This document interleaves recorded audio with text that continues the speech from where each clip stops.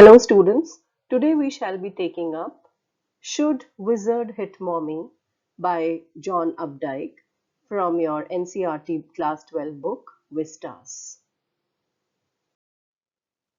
The story has been written by John Updike. John Hoyer Updike was an American novelist, poet, short story writer, art, and literary critic. He also had won Pulitzer Prize for fiction. His childhood, it is mandatory for us whenever we read any topic, whenever we read any story, any poem, it is important for a student to understand the background of the author. So Updike's childhood was tortured by psoriasis and stammering, and he had to suffer humiliation and ridicule at the hands of his classmates. This particular story is about the worldview of a little child and the difficult moral question that she raises during the story session with her father. Alright, so before we start the reading and the explanation of the chapter, these are the characters that we should know. Jack is the father, Claire the mother, Joe or Joanne, she is the daughter, Bobby is Joe's 2-year-old brother, and the story that Jack narrates, the characters of Jack's story are also very important for us to know. So there is one Roger skunk, Roger's mother, then there is a wise old owl and a wizard. All right. So now I shall be taking up the reading and explanation simultaneously. In the evenings and for Saturday naps like today's, Jack told his daughter Jo a story out of his head. This custom, begun when she was 2, was itself now nearly 2 years old. So Joe or Joanne is basically now 4-year-old. And his head felt empty, so he doesn't have any new ideas for his story. Each new story was a slight variation of a basic tale, a small creature, usually named Roger, Roger Fish, Roger Squirrel, Roger Chipmunk, etc., etc., had some problem and went with it to the wise old owl. So this was the sequence that there was a creature usually whose name was Roger. This Roger could be a fish, this Roger could be a squirrel, this Roger could be a chipmunk, or anybody or anyone else. So then he had a problem and he took this problem to a wise old owl. The owl told him to go to the wizard, and the wizard performed a magic spell that solved the problem, demanding in payment a number of pennies greater than the number that Roger had, but in the same breath directing the animal to a place where the extra pennies could be found. So he used to demand for pennies, which Roger obviously did not have. He wanted more pennies than what Roger had. But then he also offered the solution. The wizard always offered the solution, and which was that he would direct the animal, direct Roger to a place where the extra pennies could be found. Then Roger was so happy that he played many games with other creatures, and then he went back home to his mother just in time to hear the train whistle that brought his daddy home from Boston. Jack described their supper, and the story was over. Working his way through this scheme was especially fatiguing, tiring on Saturdays because Jo never fell asleep in naps anymore. Now she is a grown up girl. Now she is no more 2, so she would not sleep, and this exercise therefore became very futile. Futile means something which is not bringing any results. Okay.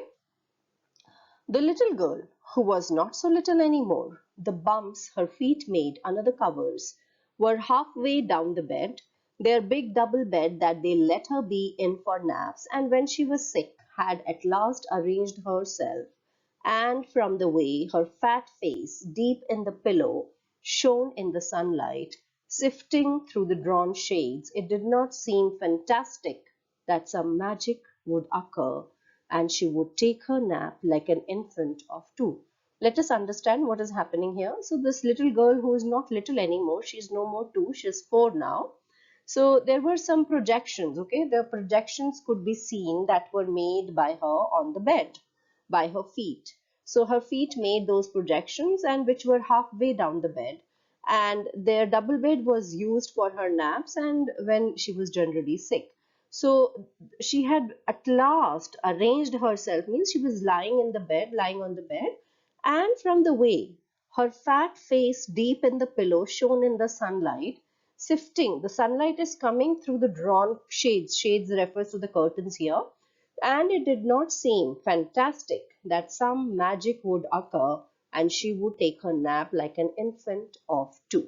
So it did not look, it did not look there was no probability of her taking a nap just like an infant of two. Her brother Bobby, who was two, had already asleep with his bottle, and Jack asked, "So, who shall the story be about today?" "Roger." Jo squeezed her eyes shut and smiled to be thinking. She was thinking. Her eyes opened, her mother's blue. Her mother's blue means that her eyes were just like her mother's eyes. So her mother's eyes were also blue and hers were also blue. So she says, "Skunk," she said firmly. So a new animal. They must talk about skunks at nursery school. So Jack feels that maybe, Jo has talked of skunk maybe because she is learning about this animal at her nursery school. Having a fresh hero momentarily stirred Jack to creative enthusiasm. "All right," he said. "Once upon a time, in the deep dark woods, there was a tiny little creature by the name of Roger Skunk, and he smelled very bad." "Yes," Joe said. "He smelled so bad that none of the other little woodland creatures would play with him." Jo looked at him solemnly. She had not foreseen this. Foreseen this? She had not seen, she did not see this coming, okay? Whenever he would go out to play, Jack continued with zest, with a lot of, he's very enthusiastic and very energetic while narrating this story to his daughter, remembering certain humiliations of his own childhood. So now Jack becomes nostalgic, and perhaps he was also not popular with other children during his childhood, and he thinks of the humiliations which perhaps he himself had suffered. All of the other tiny animals would cry, "Oh, here comes Roger Stinky Skunk," and they would run away. And Roger Skunk would stand there all alone, and two little round tears would fall from his eyes. The corners of Jo's mouth drooped. Now, see, she is a little girl of 4. She can empathize with this little creature called Roger. So, she is obviously not happy to see that he is not accepted among his peers. The corners of Jo's mouth drooped down and her lower lip bent forward as he traced with a forefinger along the side of her nose the course of one of Roger Skunk's tears. So she is certainly unhappy to hear that Roger Skunk was not accepted by his peers. "Won't he see the owl?" she asked in a high and faintly roughened voice. Sitting on the bed beside her, Jack felt the covers tug as her legs swished tensely. Now, why are her legs switching tensely? Because she is anxious. Yes, and when the father has told her in the story that Roger Skunk is not accepted and is humiliated by his friends, obviously Jo is anxious, and as a little girl, she is crying and she moved by this, and because of this, she is unable to relax or sleep, and therefore she, moves her legs tensely. He was pleased with this moment. He refers to Jack here, that Jack was pleasant. Jack was very what is it? Jack was pleased with this moment. He was telling her something true, something she must know, and had no wish to hurry on. But downstairs a chair scraped, and he realized he must get down to help Claire. Okay, now Claire is the wife. So obviously now when he hears this noise, he feels that he should go back. Now we have finished almost 2 pages, more than 2 pages. I'll just quickly sum it up. So on Saturday afternoons, Jack tells this story to his daughter Jo. She is 4 years old, and this ritual has been continuing for almost 2 years now. And the theme of the story, children, remains the same. It has a central character. The character is called Roger. He has some problem. He consults a wise old owl. The wise owl directs him to the wizard, who performs a magic spell to solve the problem. And the wizard even directs him to a place from where he can find the extra pennies for the payment. Now, Jack lacks a vivid imagination. Vivid is clear imagination, and the end of his stories is rather predictable. And so that is why you will see that how Joe is able to tell him, okay, now he will consult the owl. Now the owl will tell him to go to the wizard, because it is almost monotonous. The protagonist of his story this Saturday is a skunk, and this was suggested by Joe. Now, please understand the basic characteristic of a skunk. It has black and white striped fur, it has a bushy tail, and it belongs to the weasel family, and it is supposed to emit a very foul smell when threatened. Now, the idea of this novel hero inspires Jack to be innovative and creative, and he starts relating the story with a lot of enthusiasm. Roger Skunk was shunned by all the woodland creatures, and no one played with him, as they were repelled. They did not like him because of the stinky smell. Joe, obviously, children had not anticipated that Roger Skunk would face this problem of being outcast and humiliated by his friends. And as Jack relates this part of the story, he is reminded of the humiliations and embarrassment that he himself had suffered as a child. He is quite pleased, though, that he is about to tell his daughter a story that reveals the stark reality of life. Yes, life is not a bed of roses. So he's happy that he is able to reveal a stark reality of life to his daughter. He would rather linger on this aspect, but his daughter wants him to move on with the narrative, and he even hears the scraping of the chair downstairs. He realizes that he has to hurry up, as he has to assist his wife Claire, who is painting the woodwork. So we will go on to the next slide now. All right. Jack fixed her. Now, when Joe said smugly, okay, good. So obviously he doesn't like it. And Jack, fixed her with a trance-like gaze, enchanted in the wizard's elderly, irritable voice. So fixed her with a trance-like gaze means he looked at her, he stared at her he looked at her steadily. Obviously, he's not happy, and Joe must have understood this. Abracadabra, hocus poo, Roger Skunk, how do you do? Roses, roses, pull an ear, Roger Skunk, you never fear. Bingo.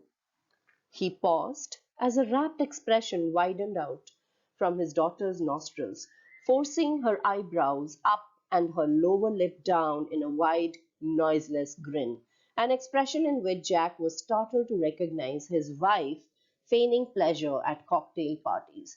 Now, earlier also, we have been told that this girl Jo resembles her mother. She has her mother's eyes. And here also, when she is giving this expression, he is able to understand, and he was therefore startled to recognize that his wife, when he recognized his wife feigning is pretending, okay, pleasure at cocktail parties, and all of a sudden he whispered, the whole inside of the wizard's house was full of the smell of roses, roses. Roger Fish cried, and the wizard said, very cranky, that will be 7 pennies. Now, when Roger Skunk goes to the wizard and he has told him that, he tells him that he wants to smell like a rose, Jack enacts the part of the wizard. When he chants the magic spell, he observes that his daughter appears as though she is completely captivated by his narration. However, he is rather shocked when he recognizes the artificiality and hypocrisy on her face. She looks just like her mother when she pretends or puts on an act. So this is an important point. Please remember this. I'm repeating this. When Jack enacts the part of the wizard, when he chants the magic spell, He observes that his daughter appears as though she is captivated by the narration. However, he is then shocked as he recognizes the hypocrisy, the artificiality on her face. She looks just like her mother when her mother pretends or puts on an act in those cocktail parties. When he slips and calls Roger Fish, now next he will be calling, Roger Fish in the next line, you see. The whole inside of the wizard house was full of the smell of roses, roses, Roger Fish. So, and when he calls Roger Skunk, Roger Fish instead of Roger Skunk, his daughter in the next line you will see will correct him, and he again gets very flustered and impatient. That will be 7 pennies, the wizard said. Daddy, what? Roger Skunk. You said Roger Fish. Yes, Skunk. You said Roger Fish. Wasn't that silly, Daddy?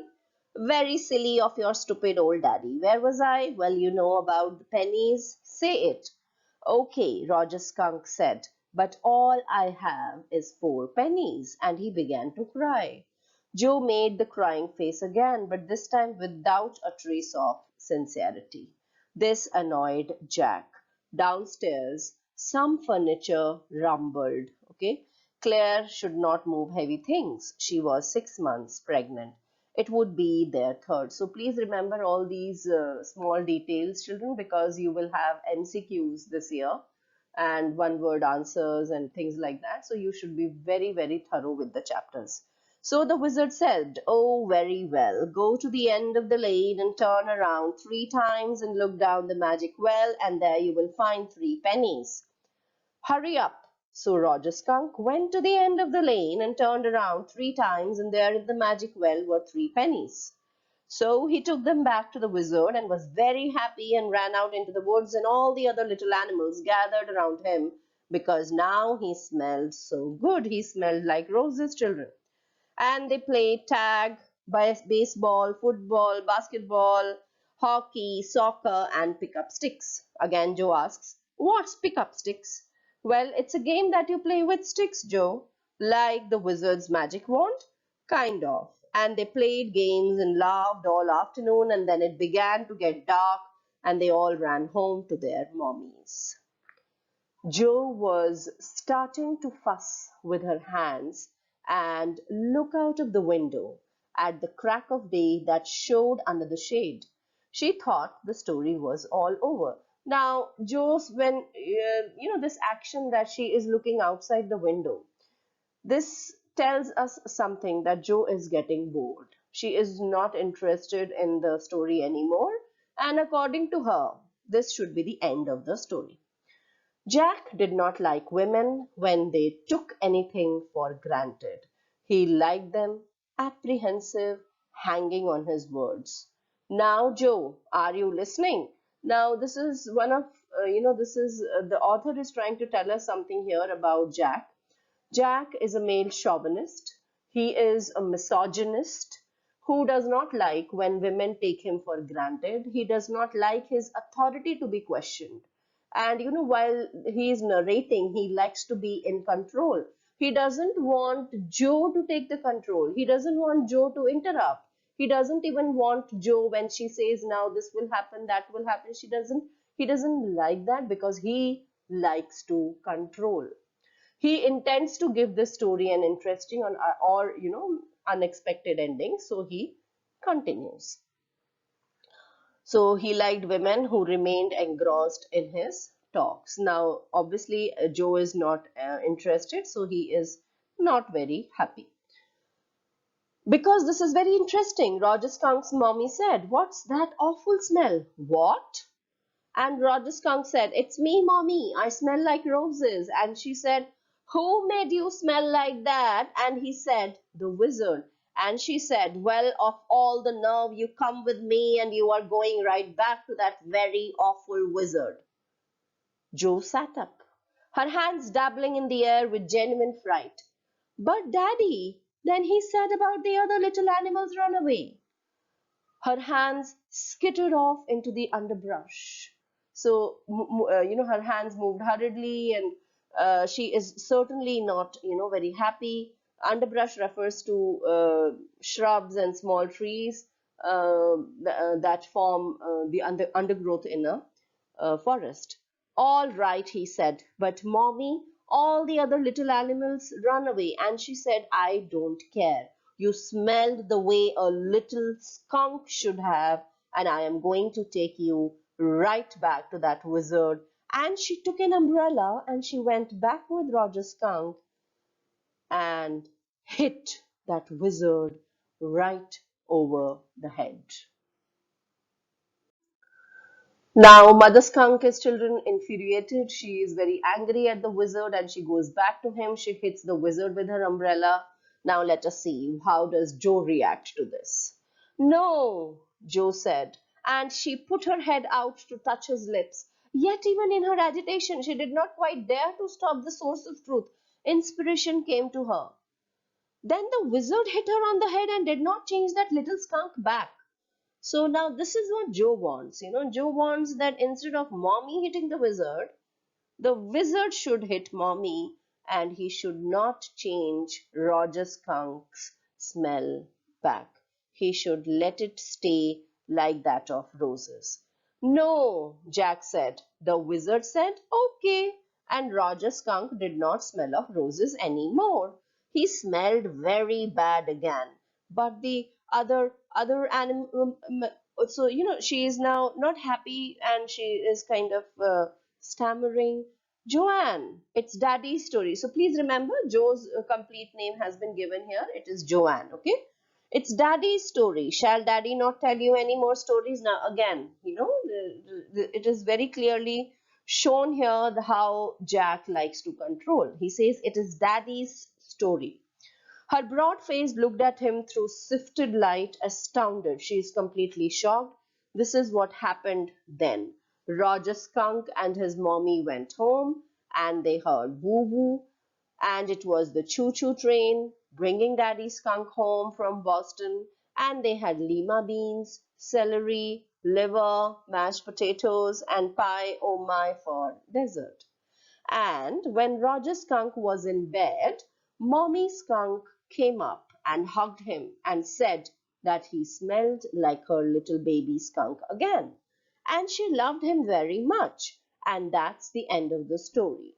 So this is Jack's ending of the story. But Daddy, what? Then did the other little animals run away? No, because eventually they got used to the way he was and did not mind it at all. What's eventuality? Now this is a new word, eventually. Eventually, when Jack says eventually, Joe pronounces it as eventuality. In a little while. So Joe is listening to this word perhaps for the first time.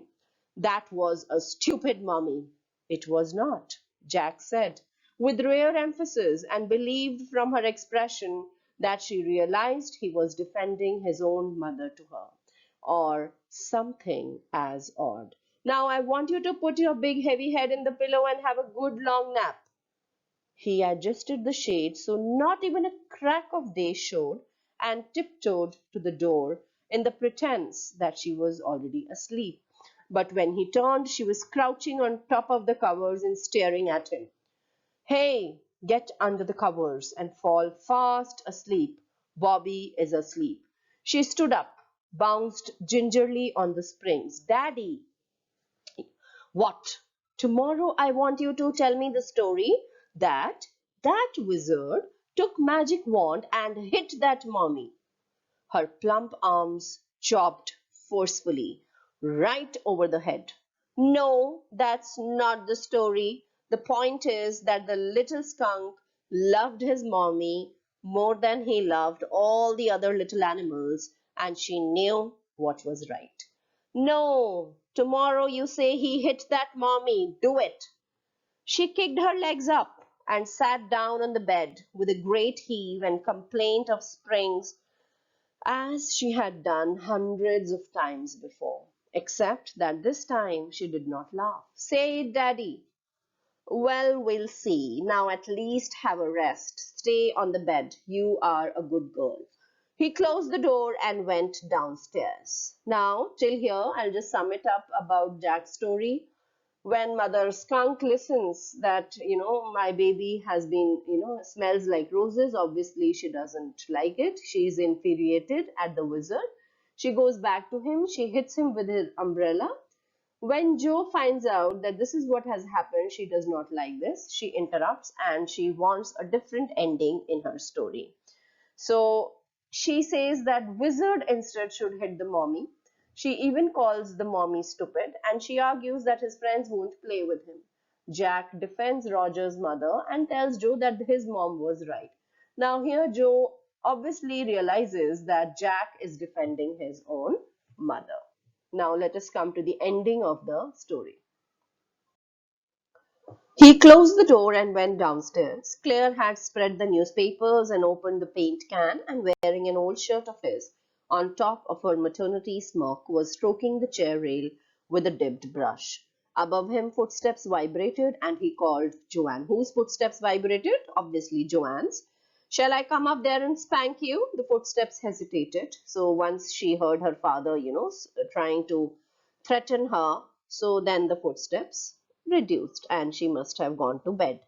That was a long story, Claire said. The poor kid, he answered, and with utter weariness watched his wife labor. He is also tired, but he watches his wife labor. The woodwork, a cage of moldings and rails and baseboards all around them was half old tan and half new ivory, and he felt caught in an ugly middle position. And though he as well felt his wife's presence in the cage with him, he did not want to speak with her, work with her, touch her, anything. Now, this is a very different ending. Please try to understand what is the scene here. In the scene, you can see that furniture is laid around in a mess, some old tanned and the other new ivory. Old furniture represents conservative views, whereas the new furniture represents modern, progressive world. Now, Jack and Claire are two different individuals who belong to two different ideologies. They are bound to each other in this cage of marriage, which is metaphorically here represented by the woodwork and the moldings. Jack was neither able to satisfy Joe with his story's end and nor reaches Claire on time to help. So this obviously makes him feel bad. Now, once the chapter has been explained, we would like to talk about the moral issues that have been raised in this story. Now, these are some of the issues that have been raised. It is believed that parents are the best decision makers for children. So the first issue that has been raised here is, should parents always decide what is good for their children? Because then their perspectives as to how they perceive the world is different from a child's perspective. For instance, in the story, when Roger's mom hit the wizard and got the stinky smell of the baby skunk restored, Joe wants the wizard to hit mommy. On the contrary, Jack tells her that whatever mothers decide for their children is perfectly all right. Jo questions her father's narrative many times. So the story raises another question here. Is questioning your parents all right? Jo feels that parents may not be right always. And last but not the least, the story has portrayed a very vital issue, that it is essential to retain one's identity. For instance, when Roger Skunk's mother asserts that she loves him the way he is, the author is trying to do something here. The author is trying to highlight on the fact that one must have faith in what their parents say, and also that there is no need to change oneself for the sake of society. So, dear students, you are free to express your own take or your perspective on this issue, and all the best. I hope everything was clear, and that is all for now. Thank you so much.